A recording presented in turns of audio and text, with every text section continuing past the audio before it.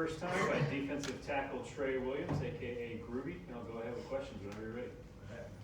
I was just telling somebody that I remember when we were at the opening in Dallas together that you could play then, but you were, look, not trying to, you were a pudgy kid who was strong, athletic, but you've transformed yourself in your time here into now a really functional defensive tackle. What has that process been like for you to transform your body?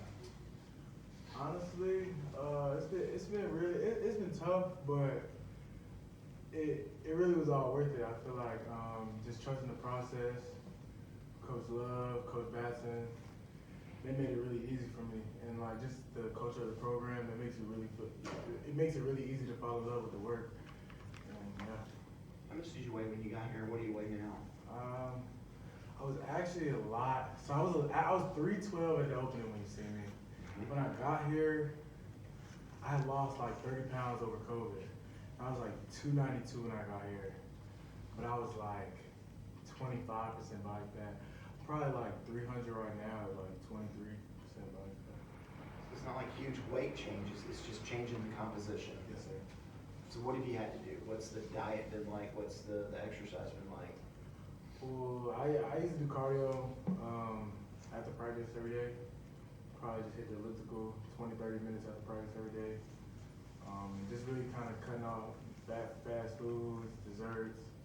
Anybody that knows me or my mom knows that that's what she likes to do, but I had to tell my mom, hey, if I want to do what I want to do, can't be eating all this stuff. So yeah. It's a lot of discipline for a college guy. Yes, sir. How did you end up losing weight during COVID? So I basically just, all I did, we didn't have to go to school or anything, it was online. So I basically just worked out every day, just changed how I ate. Just worked out at home? Yeah, so I was fortunate enough that my trainer, like my personal trainer, lived around the corner. So he had a garage, and we used to work out in the garage. Okay. Guess what type of workouts in the garage? Oh, he had a gym in there. Okay. He had a gym, yeah. He had a gym in there, and we had everything, squat rack, bench press, free weights, everything. So got it done. What has Coach Easton meant to you and kind of changing the way that you play? He's meant a lot, for real. Just kind of just changing the way that I play to my abilities, more to my abilities, kind of getting vertical, using my athleticism, kind of like not catching blocks, just being more, like having more presence in front of the line of scrimmage, behind the line of scrimmage. So what have these last couple of years been like, just with all the injuries that you had to deal with? I mean, just not always being available. I mean, how frustrating has that been? How have you coped with that, dealt with that? I get this question a lot actually, but it was frustrating. But me, I'm just like a positive guy. I see the best in everything. I'm a believer in God, and I realized that everything wasn't on His plan and His timing.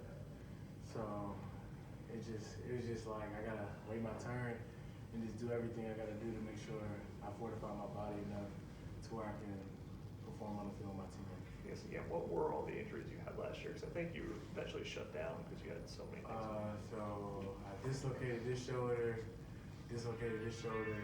and broke my fifth metatarsal on my foot. Yeah, and you were playing through that for a while. So yeah, so this shoulder came out against Georgia Tech last year, and this shoulder came out against NC State and UConn last year. And in practice before Pittsburgh, I fractured my foot, and I played all the way up until halftime of Wake Forest. I guess, how did you do that? I mean, how do you push off or use your arms when you have both of those things like that? I mean, my why is greater than anything that my body was going through at the time. Just my why and why I play the game and why I do what I do, which is much greater than all the injuries that I had. So it was easy for me to just jump it back on and play a game that I love. So. I guess, were there coaches that actually told you, like, hey, you got to stop? Or how did you actually come to the decision, like, we got to shut this down? Oh, the only reason I stopped playing is because I literally couldn't walk. Like, my foot broke all the way through, so it was just what it had to be.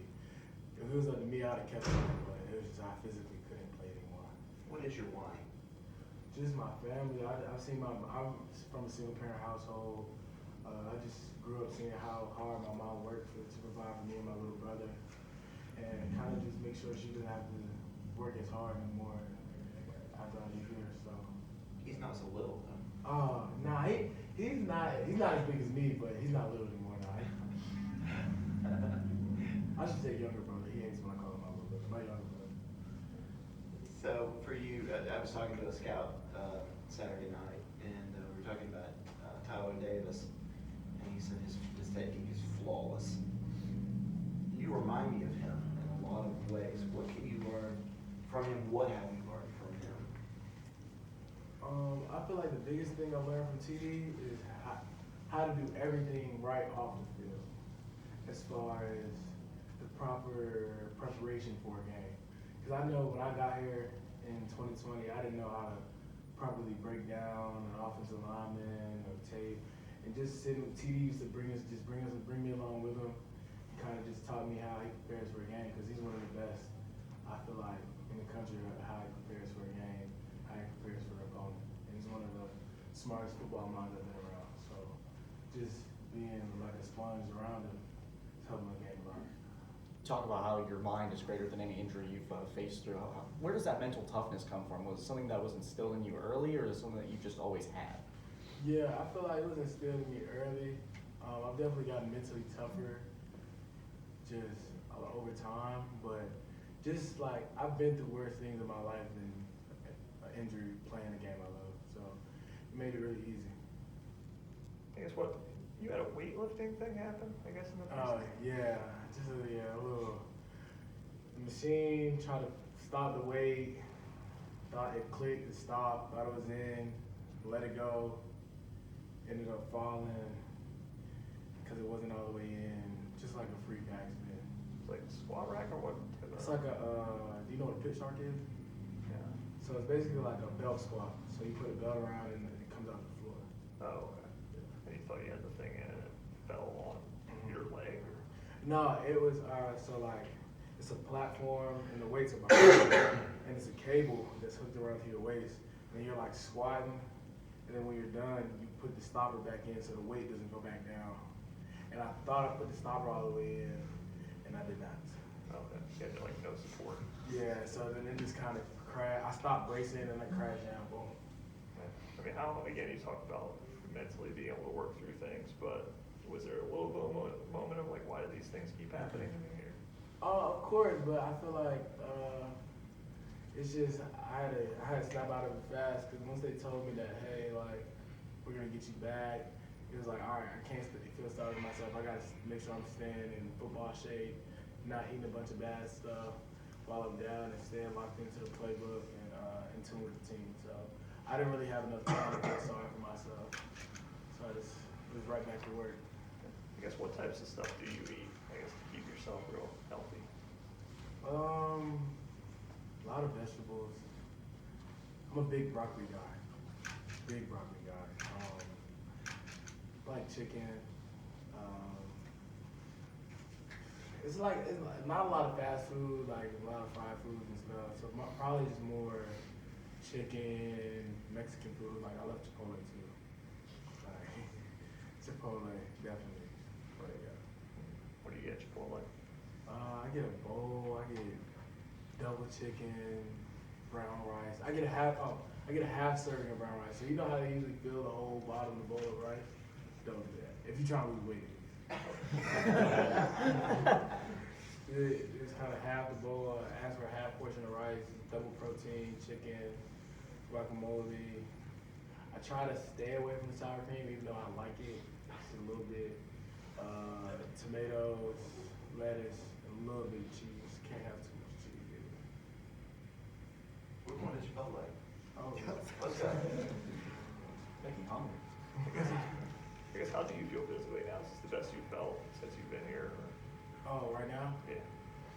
Yeah, I would say, just because I feel like this off season I really took the time to really focus on the little muscles in my body.